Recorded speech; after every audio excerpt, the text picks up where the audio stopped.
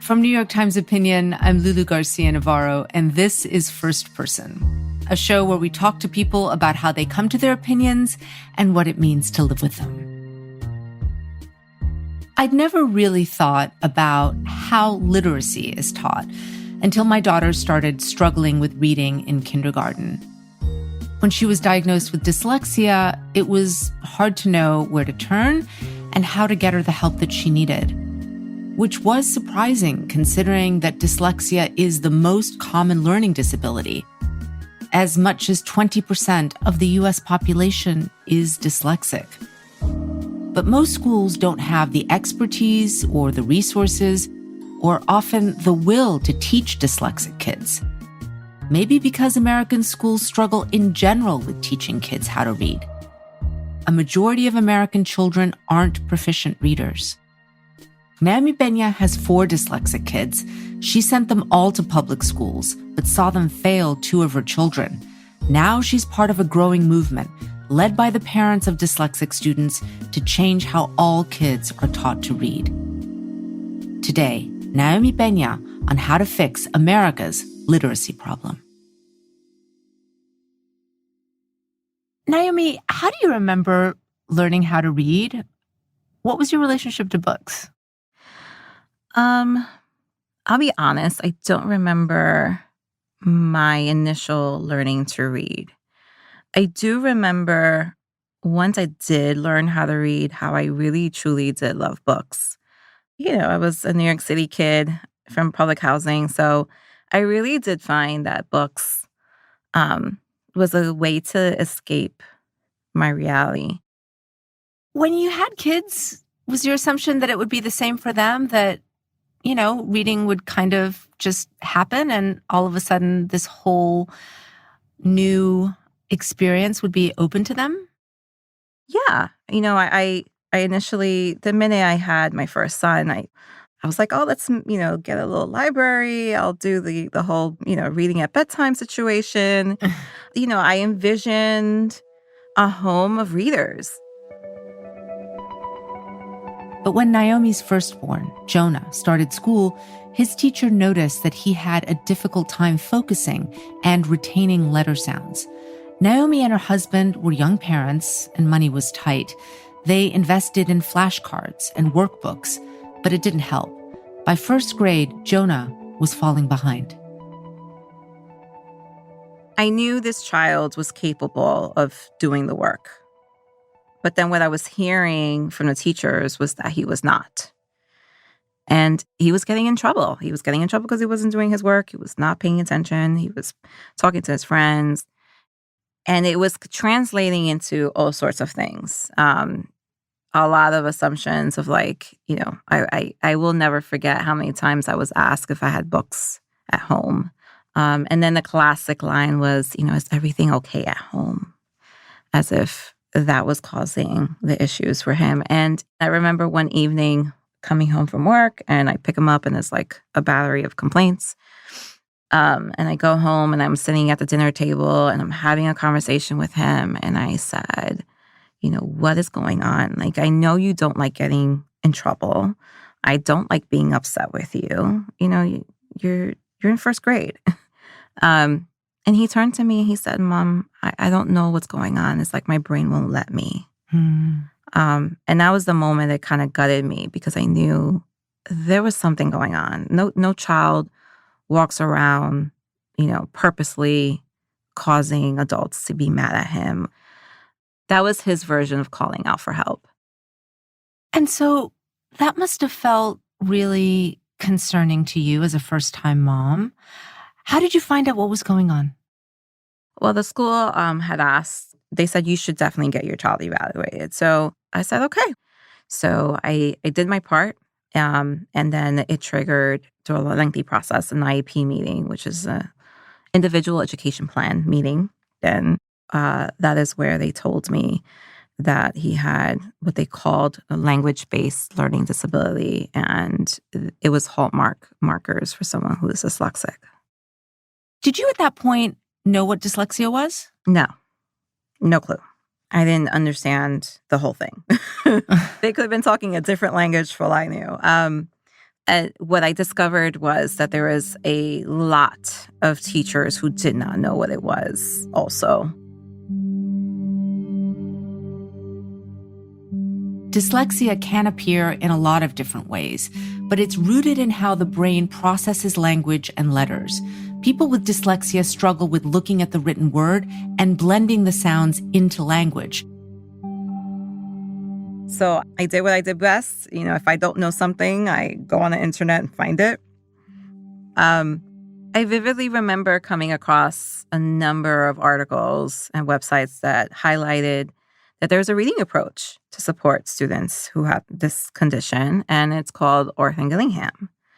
And I was like, this is great. But then I went straight to my principal at the time, and I was like, hey, can I ask you a question? My son is dyslexic, and I found this thing online, and it says he just needs Orth and Gillingham. So can we... I may be dating myself here, but can we pop in those CDs? I thought I found like the holy grail of answers, and it was going to be fixed. And I said, he just needs Orth and Gillingham, and he'll be on his way. And she looked at me and she was like, no. And I said, why not?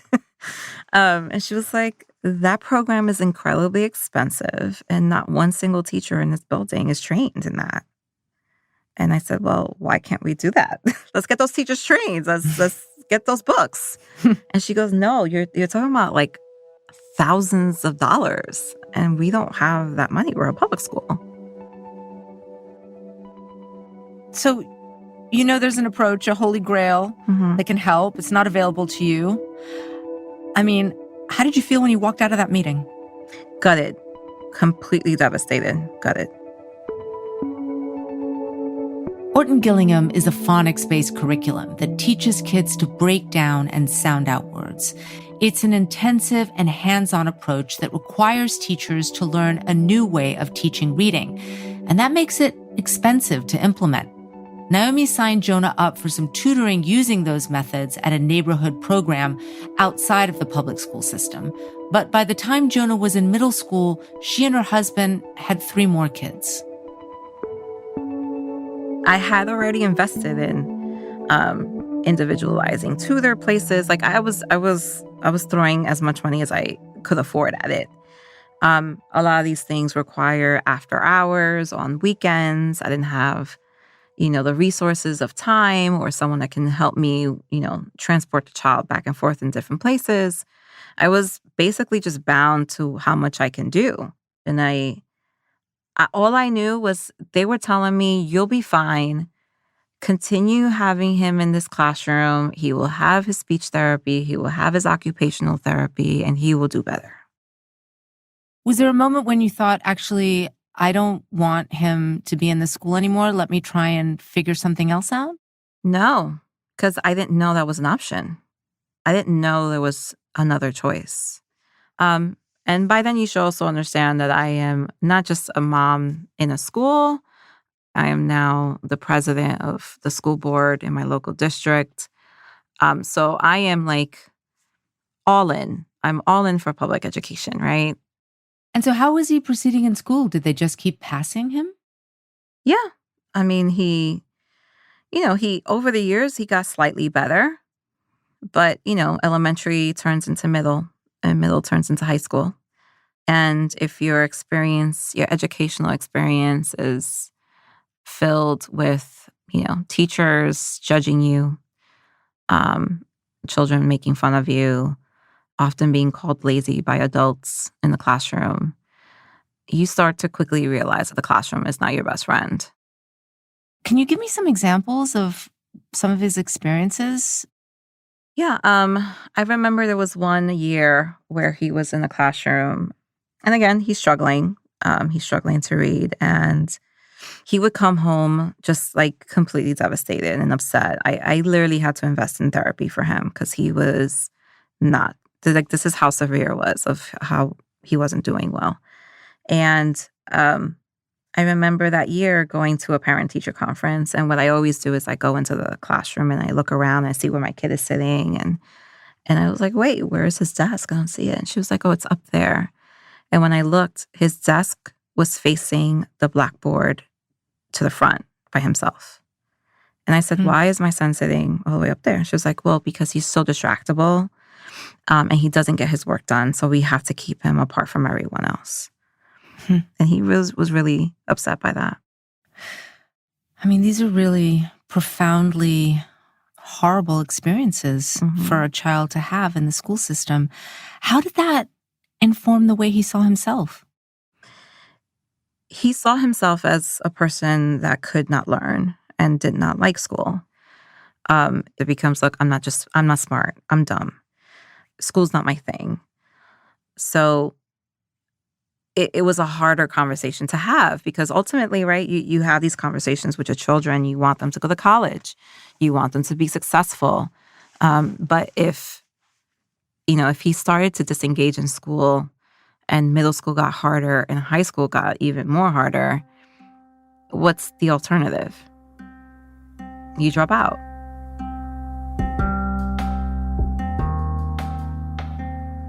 As Jonah continued on in high school, he wasn't getting the credits he needed, and it became clear that he wouldn't be able to graduate. Naomi helped him get into an alternative program to work towards his GED. This was at the beginning of the pandemic, and two of Naomi's other kids who have mild dyslexia were doing fine in school. But her youngest son, Lucas, was in the 3rd grade, which is known as the year when kids stop learning to read and begin reading to learn. If a child can't read proficiently by the end of 3rd grade, they're 4 times less likely to graduate from high school. My youngest son, Lucas, when he was remote learning, I got an unfortunate first row view of his true challenge. And I really, truly got to see how dire it was when the teachers would assign work. Like, you need to write this paragraph, you need to read these passages, answer these questions. And the kid would immediately check out. I mean, it sounds like deja vu, like the cycle might repeat itself. Right. So what did you decide to do about Lucas? So it wasn't until several months of remote learning where I saw how upset he was getting. He couldn't read. He couldn't read. I was doing everything I could. I was typing. He was speaking. I would type. I downloaded Chrome extensions, text to speech, speech to text, all that fun stuff. And it was not doing well. That's when the language changed and he was like, Mom, I have a small brain. I'm stupid. I can't do this work. Oh my goodness, to hear that again. I know. And, by then I knew there was options. I knew there was other schools that did specialize in supporting children with dyslexia, private schools. And I literally remember the moment where I decided that I needed to do this. I felt like it was a deep letdown and breakup that I was about to have with a system that I truly do still firmly believe in. I do believe in public education. But I knew if I left him in that classroom, I was going to have another repeat of what my son was experiencing. And I couldn't have that anymore. It sounded like an epiphany. Yeah. I mean, there was lots of tears involved. I'll be completely transparent with you. It was lots of tears because I didn't want to leave the system. My son had friends there. It's my community. And I knew once I left the system, I was walking into a completely different system that is not my community, that doesn't look like my son. And I had to reckon what I valued more, if it was his identity or his education, and the latter one. I had to save him.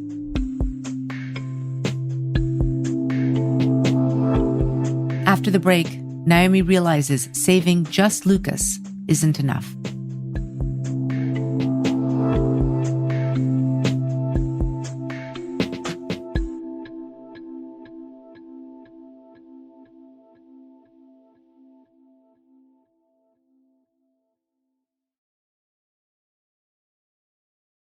I mean, you really believed in public school education, and you decide to have what you call this breakup with the system. So how do you tackle that? Huh.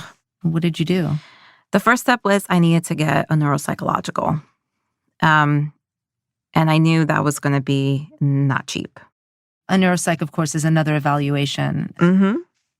You know, I was able to get a discounted fee, but it was still, close to $7,000. No joke. Yeah. Lucas already had a dyslexia diagnosis.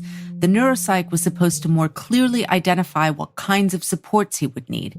The next step is often getting a lawyer who uses that new evaluation to try to prove that the public school system isn't providing those supports and that the Department of Education should pay for a specialized private school. In New York, those schools can cost around $70,000 a year. And in the meantime, I am researching schools. And that process is you have to go onto their websites, you have to join their tours. But every time I did a tour, I was like, I'm onto something here. Because the way they were describing their students, it wasn't saying that they were incapable of learning. It was with empowering language, like they are just different learners. They are here because they need to be here. It gave me a sense of hope for him. So private school, I mean, that's incredibly expensive. How were you thinking your family would swing that? So I knew we had to sue the DOE. I didn't know the logistics around any of it.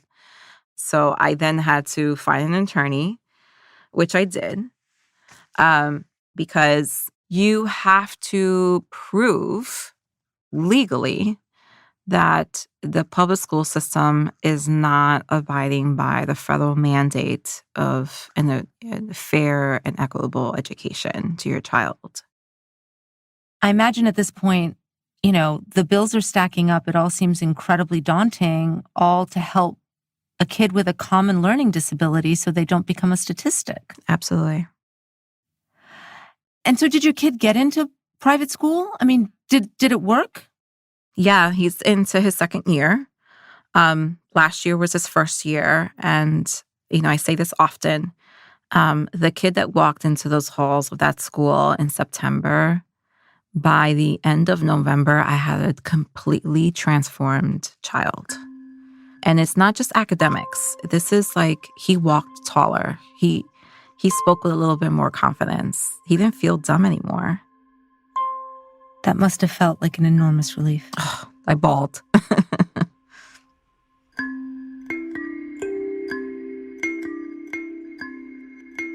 After Naomi got Lucas, her youngest son, into private school, she joined up with a group of other moms of dyslexic kids who'd all been through a similar struggle. The group calls itself the Literacy Academy Collective, and some of the members are literacy experts who help Naomi see that it's not just her kids that are struggling to read in public schools. It's not even just dyslexic kids that have difficulties reading. The way reading is often taught in this country doesn't work for most kids. Now, I was always wondering, why isn't my kid just sounding out words? What's going on? And it's this approach, it's called balanced literacy, where, you create a love for reading, which I'm all in. I love reading. But the approach with balanced literacy is really focused on, reading, independent reading time, and taking a book and sitting down with it and figuring out what's going on in the text by the pictures, which is great if the book is like, see the dog run, but that doesn't really translate to a Harry Potter book. So I quickly realized if it's not working in my house, it cannot be working in everyone's houses either. Balanced literacy became popular in American schools starting in the 1990s and was packaged and pushed out to teachers' colleges and districts across the country. Many experts now say its widespread adoption is one of the causes of the larger reading crisis. Naomi came to realize if the problem is how reading is taught, then the solution is to change the way it's taught. Her group advocates for teaching all kids with methods like Orton-Gillingham that work for dyslexic kids. I would say this is not just for students with dyslexia. This is a proven approach, scientifically proven approach. And yes, there is money that you have to front load to support this. You're going to have to train teachers. But the outcomes that you will get is that we can stop quoting these stats that are so dire, and we will have proficient readers. It's as if what you could do for dyslexic students, you could do for all kids. It would lift all boats. Absolutely. Because I think, I would hope that once you understand that all students can read proficiently, that you would want to do that as a basic civil right.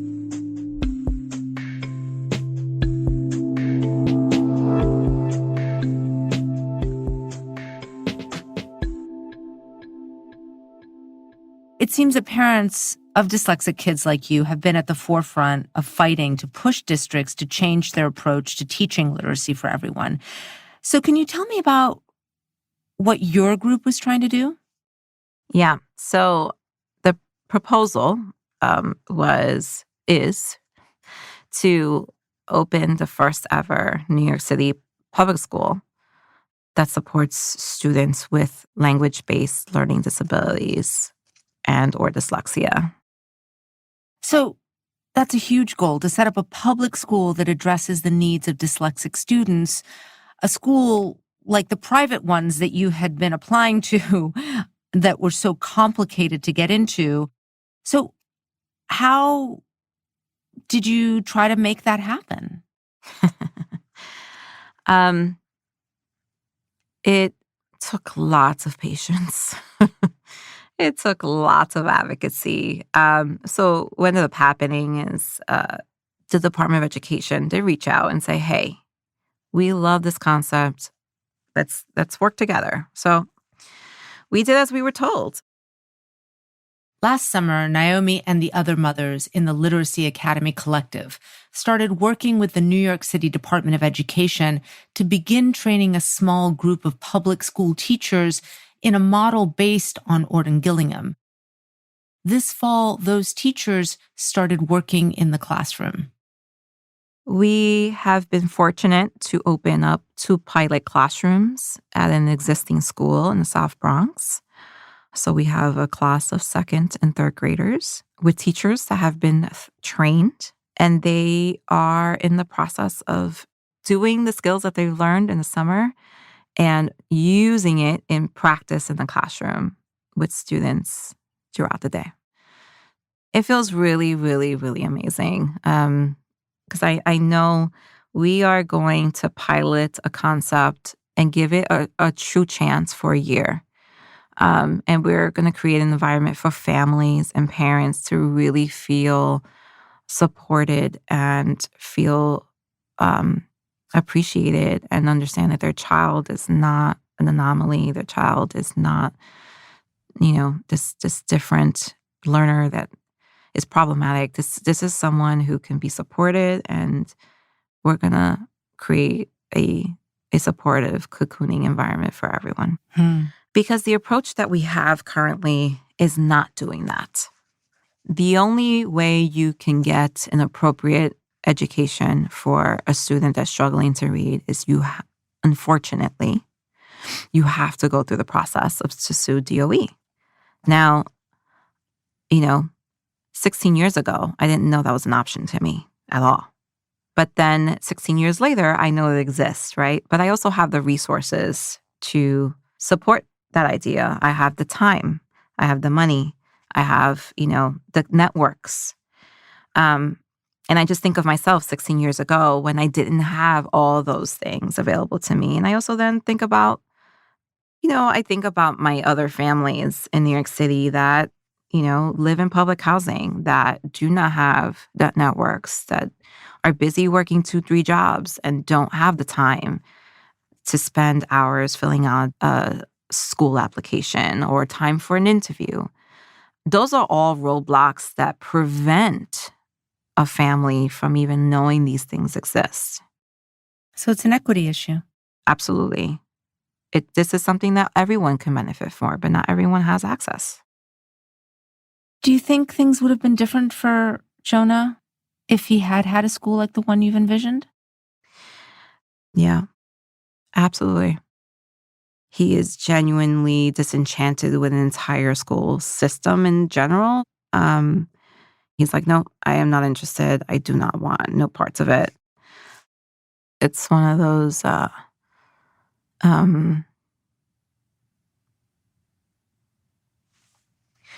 it's definitely one of those things I carried with me when we were going through the application process. He actually asked me if, how come I never was able to do that for him.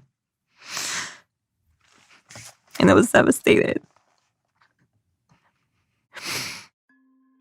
And I told him, I'm sorry, I didn't know. I didn't know at the time. And I would have done it if I just knew. Has he been to see the new classrooms that you're working on? Not yet. Not yet. He's definitely knows what I'm involved in. He's super supportive. He has said, I'm proud that at least what couldn't be done for me can be done for others. Naomi, thank you so much. Thank you. I was going to say, I was like, I'm not going to cry. I'm not going to cry. It's hard not to. It's hard not to. It's our children. I mean, the good news is that there can be light at the end of the tunnel if they get help. Yeah, absolutely. I mean, look, the first year that my kid was in the school that he's in, I saw it. He was able to text me. He was texting his friends. He can read a menu. He can read a restaurant menu. It's these small things, right, for other people. But when my daughter was able to suddenly read the subtitles on the TV screen, yeah, it was like Christmas. Same. Oh my God. $75,000 is working. And counting. Yeah. Yes. No one's keeping track of that, but yeah. Well, thanks again. Thank you, Lulu. I appreciate it.